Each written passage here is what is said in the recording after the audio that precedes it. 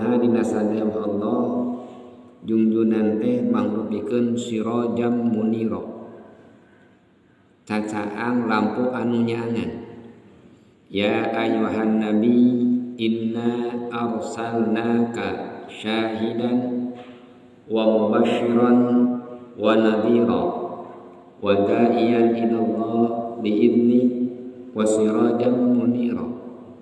Junjunan ku Allah teh dipernih. Ya ayyuhan nabi, hai nabi, inna arsalnaka syahidan wa mubasysyiran. Junjunan teh syahid jadi saksi. Junjunan teh mubasysyiran syahidan wa mubasysyiran ngabubungan. Wa da'iyan ilallah biidni wa sirajam munira. Junjunan teh ngagaduhan sifat da'iyan anu sok ngajak kana agama Allah kalawan izin Allah. Sareng aya oge sifat junjunan nu terakhir nyata wa sirajam munira. Pelita anu bisa nyaangan caang tapi bisa nyaangan batur. Jadi urang mah caang teh caang tapi teu bisa nyaangan batur jang urang teh sorangan. Mun teh mah urang beunghar jang sorangan we beunghar teh.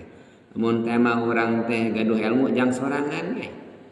Tah ari Kanjeng Rasul mah nyata cinita sirajam munira lamun urang caang teh bisa nyaangan batur.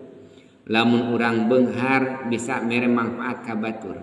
Lamun urang gaduh pangkat bisa mere manfaat ka batur.